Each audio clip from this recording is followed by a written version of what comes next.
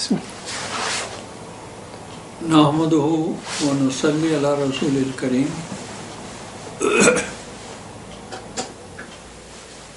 اعوذ باللہ السمیع العلیم من الشیطان الرجیم بسم اللہ الرحمن الرحیم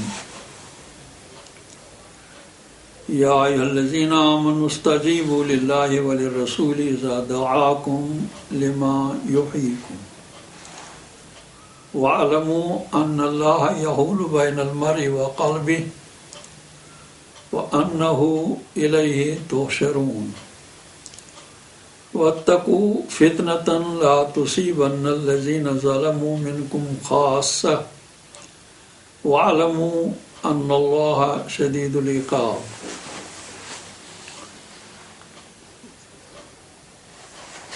آمنت باللہ مولانا العظیم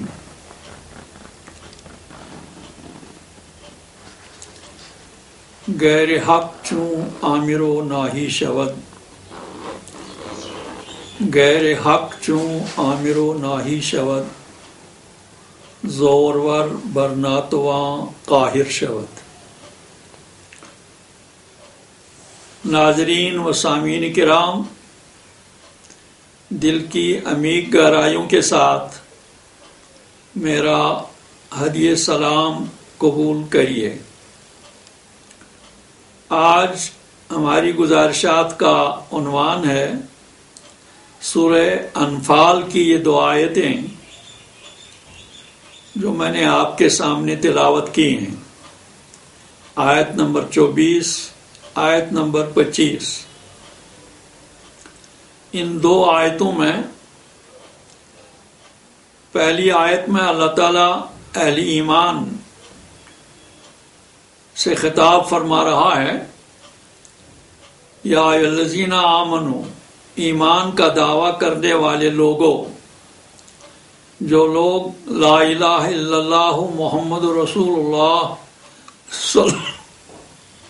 صلی اللہ علیہ وسلم کا کلمہ شہادت پڑھتے ہیں، اللہ کی بندگی کا اقرار کرتے ہیں اور رسول رحمت صلی اللہ علیہ وسلم کی سیادت، قیادت اور رسالت پر ایمان کا اعلان کرتے ہیں، ان کو اللہ تعالیٰ مخاطب بنا رہا ہے،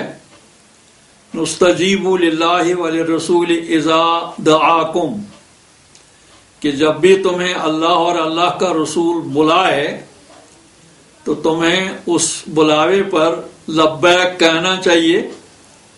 اور اس بلاوے کی طرف آگے بڑھنا چاہیے۔ لما یحییکم، اس لیے کہ اسی میں تمہارے لیے زندگی ہے، حیات ہے، کامیابی ہے، کامرانی ہے اور دنیاوی اور اخروی فلاح کی یہی ایک ضمانت ہے۔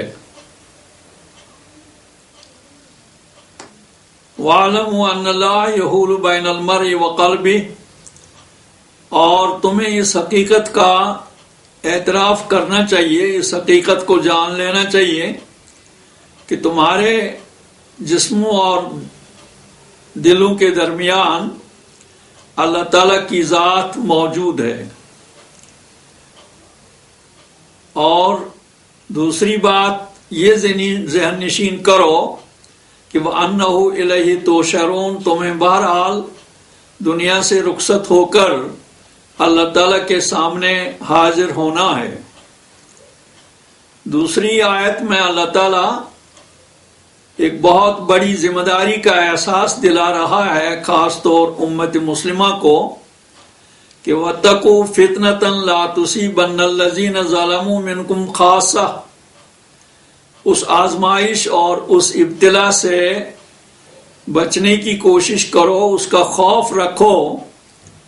جس میں صرف وہی لوگ مبتلا نہیں کیے جائیں گے جو بدیوں اور برائیوں کا ارتکاب کریں گے، بلکہ وہ لوگ بھی پکڑے جائیں گے اللہ تعالیٰ کے یہاں جو بدیوں اور برائیوں کا فروغ دیکھتے ہوئے اس کو روکنے، اس کو ختم کرنے اور اس کا سدباب کرنے کی کوئی کوشش نہ کریں۔ وَاتَّقُوا فِتْنَةً لَا تُصِيبَنَّ الَّذِينَ ظَلَمُوا مِنْكُمْ خَاصَّةً وَاعْلَمُوا أَنَّ اللَّهَ شَدِيدُ الْعِقَابِ۔ تمہیں اس حقیقت کو بھی جان لینا چاہیے کہ اللہ تعالیٰ بہت سخت عذاب دینے والا ہے اور اس کی گرفت بہت سخت اور مضبوط ہوتی ہے۔ ان دونوں آیات کی روشنی میں ہمیں سوچنا چاہیے اور اس بات پر غور کرنا چاہیے کہ بلاوے انسان کی زندگی میں اور خاص طور مسلمان کی زندگی میں بہت سے آتے رہتے ہیں مختلف اطراف سے۔ کہیں نفس کا بلاوا ہے، کہیں رسم و رواج کی طرف سے بلاوا آتا ہے، اور کہیں ان قوتوں سے بلاوا آتا ہے جو اللہ تعالیٰ کی باغی قوتیں ہیں، جو طاغوتی قوتیں ہیں، جو اللہ تعالیٰ کی کتاب کو فراموش کرنے کی قوتیں ہیں، اور جو نبی آخر الزمان صلی اللہ علیہ وسلم کی سیادت، قیادت اور رسالت کو تسلیم نہ کرنے والے لوگ ہیں، ان کی طرف سے بھی بلاوے آتے ہیں۔ بلاؤں کی شکل مختلف ہوتی ہے، کہیں نسل کی بنیاد پہ، کہیں رنگ کی بنیاد پہ، کہیں زبان کی بنیاد پہ، کہیں وطنیت کی بنیاد پہ، کہیں معاشیات کی بنیاد پہ، کہیں پیٹ کے تقاضے اور کہیں خواہشات نفس کے تقاضے سامنے آتے ہیں، اور انہی پکاروں میں اللہ کی طرف سے پکار ہے۔ تو اہل ایمان جو اپنے آپ کو مسلمان کہتے ہیں، انہیں سب اطراف سے آنے والے بلاوے مسترد کرنا پڑتے ہیں، اور ان پر لازم ہے کہ وہ سارے بلاؤں کو مسترد کریں، چاہے کمیونزم کا بلاوا ہو، سوشلزم کا بلاوا ہو، سیکولرزم کا بلاوا ہو، سیکولر ڈیموکریسی کا بلاوا ہو، کسی ڈکٹیٹرشپ کی طرف سے بلاوا آ جائے اور اس کی پشت پر کوئی اسمبلی، کوئی پارلیمنٹ، کوئی غالب قوت اور کوئی ایسی قوت جو دنیا کے انسانوں کو اپنی طاقت کا نشانہ بناتے ہیں اور جمہوریت کے نام پر ان کو غلام بناتے ہیں، ترقی کے نام پہ ان کی شناخت مٹاتے ہیں اور ان کو پیٹ کا بندہ بنا کر ان کو اللہ کی بندگی سے روکتے ہیں۔ تو یہ بہت سے بلاوے آتے ہیں، اور مسلمان کے لیے لازم ہے کہ وہ ان سارے بلاؤں کو نظر انداز کر کے اللہ کے بلاوے کی طرف آئے اور رسول رحمت صلی اللہ علیہ وسلم کے بلاوے کی طرف آ جائے اور اس کو لبیک کہے۔ اللہ کی طرف آنے کا اور اللہ کے بلاوے کی طرف دوڑنے کا مقصد یہ ہے کہ ہم قرآن کی طرف آئیں، قرآن پڑھیں، قرآن سمجھیں، اور قرآن کا جو الہی عمل ہے، قرآن کا جو نظام ہے، قرآن کا جو مشن ہے اور قرآن کی جو دعوت ہے، اس کو اپنی زندگی میں اپنانے کی کوشش کریں۔ قرآنی تعلیمات کے مطابق اپنی انفرادی زندگی ڈھالیں، اور پھر گرد و پیش کو بھی قرآنی مشن کی طرف بلائیں اور قرآن کے مشن کو غالب کرنے کی کوشش کریں۔ اور قرآن کو عملانے کے لیے اور قرآن کے مشن کو غالب کرنے کے لیے جس طرح نبی آخر الزمان صلی اللہ علیہ وسلم نے کوشش کی ہے، جدوجہد کی ہے، تکلیفیں اور مصیبتیں سہی اور برداشت کی ہیں، وہ سب چیزیں ہمارے پیش نظر رہیں اور ہم انہی کی سیادت اور قیادت اور رسالت کو قبول کر کے اس راستے کو اپنانے کی کوشش کریں۔ اور جس طرح انہوں نے قرآنی مشن کی آبیاری کرتے ہوئے مکی زندگی کے 13 برسوں میں مصیبتیں اور تکالیف اور اذیتیں سہی ہیں، اسی طرح ہم میں بھی یہ عزم اور ارادہ ہو کہ ہم قرآنی مشن کی آبیاری کرتے ہوئے مکی زندگی آپ صلی اللہ علیہ وسلم کی سامنے رکھیں، اور اس میں جو آپ کو تکلیفیں پہنچائی گئیں، شعیب ابی طالب میں 3 سال تک پورے ہاشمی خاندان کو محصور رکھا گیا اور ناکہ بندی کی گئی، مقاطعہ کیا گیا، یہاں تک کہ وہ درخت کے پتے کھانے پر مجبور ہو گئے اور چمڑے کے خشک ٹکڑے آب پانی میں بھگو کر وہ چبانے پر مجبور ہو گئے. اتنی ناکہ بندی تھی قریش کی طرف سے. اور پھر طائف میں ان پر سنگباری ہوئی، لہو لہان ہوئے وہ، اور ان کی نالین میں خون جمع ہو گیا. اسی طرح بہت سی تکالیف ان کو پہنچائی گئی پوری مکی زندگی میں، اور جن لوگوں نے مکی زندگی میں ان کا ساتھ دیا ان کو بھی اذیتوں کا نشانہ بنایا گیا. یہ لمبی تاریخ ہے جس پر ہمیں نظر رکھنی چاہیے. اور پھر 13 سال کے بعد مدینہ پاک ہجرت کر کے مدینہ پاک میں ایک اسلامی اسٹیٹ قائم کیا گیا. اس اسلامی اسٹیٹ میں آپ صلی اللہ علیہ وسلم نے قرآنی مشن کو عملی شکل دے دی. قرآن جس انصاف اور عدل اور مساوات کی تعلیم دے رہا ہے اس کا عملی خاکہ مدینہ پاک میں پیش کیا گیا. ایک ماڈل مدینہ پاک میں تیار کیا گیا اور اس کو وہاں عملایا گیا. غربت دور کی گئی اور جو آپس میں تناؤ اور ٹکراؤ ہوتا تھا اور جو خلیج ہوتی تھی انسانوں کے درمیان مختلف تفرقات کی بنیاد پہ،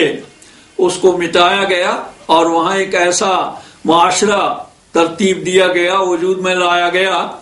جس میں خدا ترسی تھی، جس میں انسان دوستی تھی،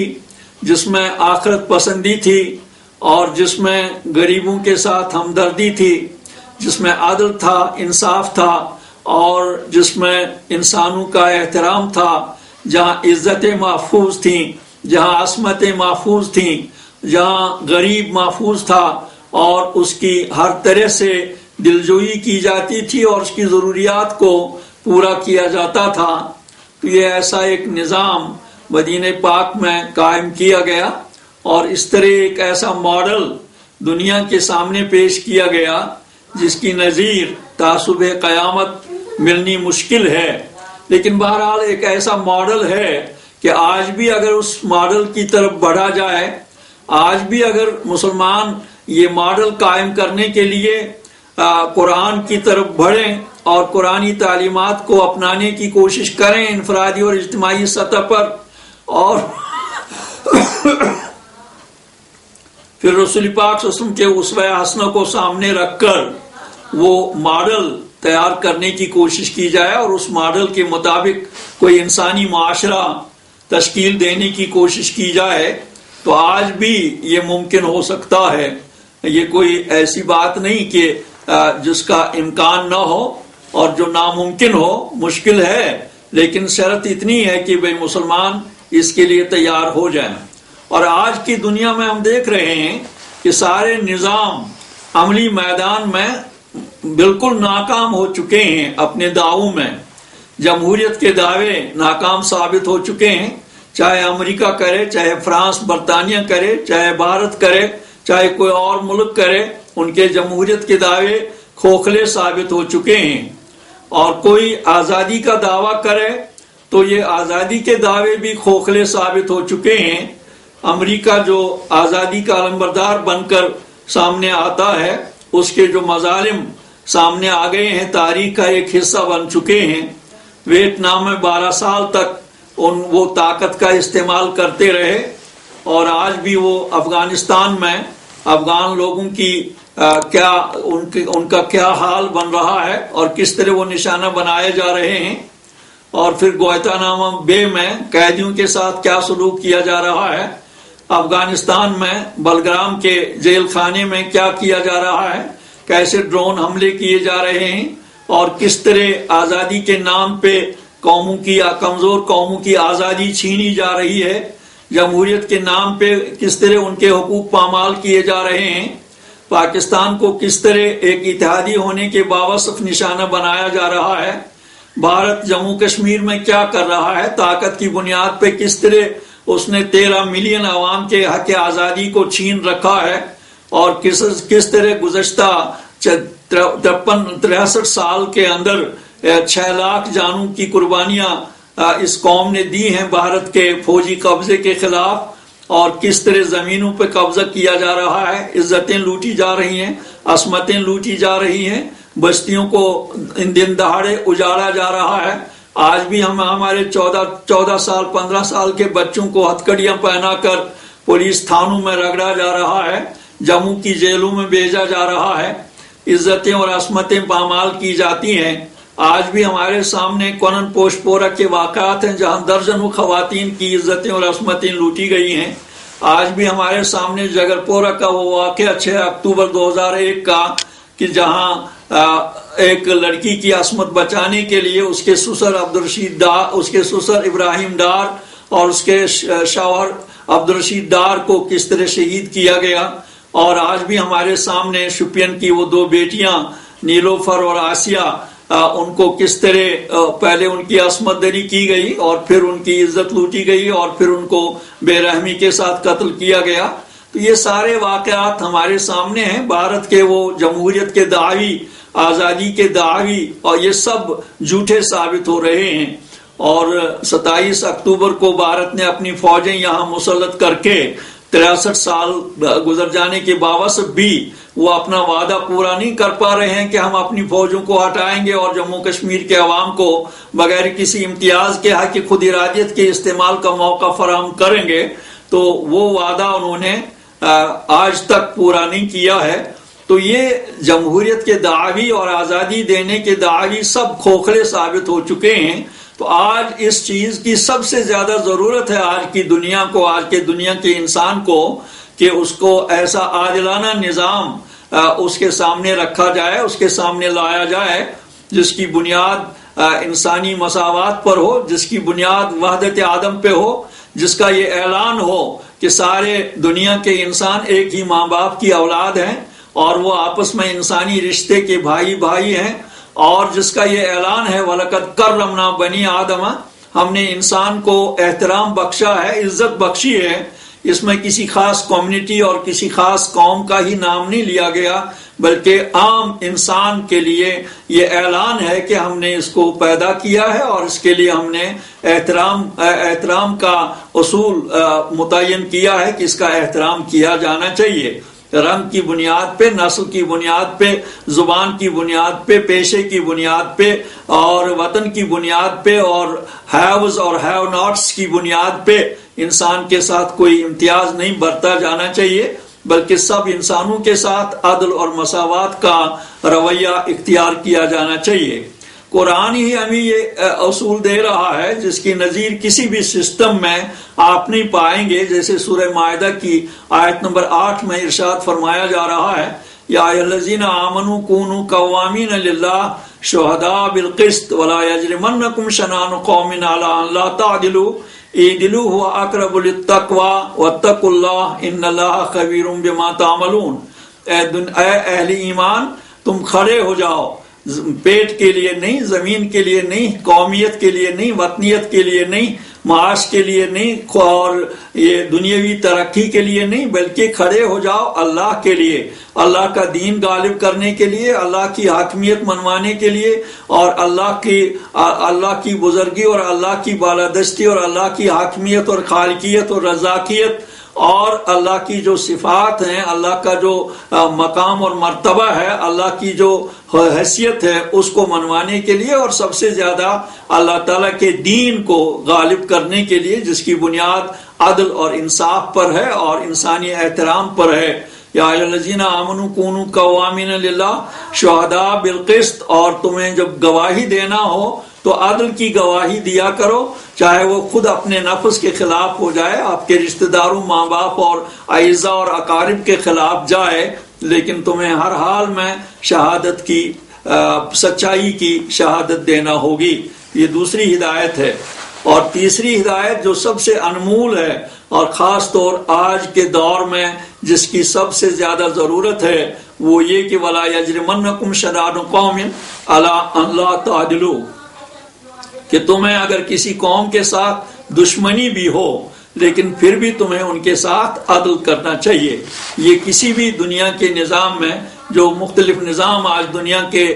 سروں پر، دنیا کے انسانوں پر طاقت کی بنیاد پہ مسلط کیے جا رہے ہیں، ان سارے نظاموں میں کوئی ایسی بات نہیں پائیں گے آپ جہاں یہ کہا گیا ہو کہ جس قوم کے ساتھ تمہاری دشمنی ہو، یا جس کسی فرد کے ساتھ بھی یا گروہ کے ساتھ تمہاری دشمنی ہو، اس کے ساتھ بھی تمہیں ہر حال میں عدل کرنا چاہیے جب اس کے معاملات آپ کے سامنے آ جائیں، یا وہ آپ کے سامنے انصاف حاصل کرنے کے لیے آ جائے، تو اس کو بہرحال آپ کی طرف سے انصاف ملنا چاہیے۔ یہ آج کے عدالتوں میں جو کچھ ہو رہا ہے، جیسے آپ دیکھ رہے ہیں،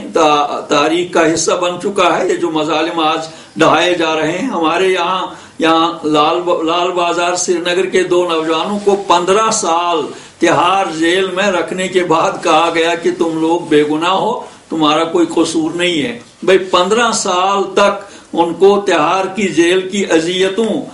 کا معاوضہ کون دے گا؟ 15 سال تک ان کو جیل میں سڑائے جانے کا کون معاوضہ دے گا؟ یہ عدل آج کا ہے، یہ آج کی عدالتیں ہیں، آج کا انصاف ہے کہ جہاں 15 سال تک بھی یہ طے نہیں ہو سکا کہ ان لوگوں کا کیا جرم ہے، اور پھر ایسے ہی لوگوں کو موت کی سزائیں سنائی جا رہی ہیں۔ ایسے ہی لوگ جن پر کوئی عدالت کوئی جرم ثابت نہیں کر پائی ہے، ان کو موت کی سزائیں سنائی گئی ہیں اور وہ موت کی سیلوں میں انتظار کر رہے ہیں۔ اور ایسے ہی ہمارے جوان تہاڑ جیل میں جو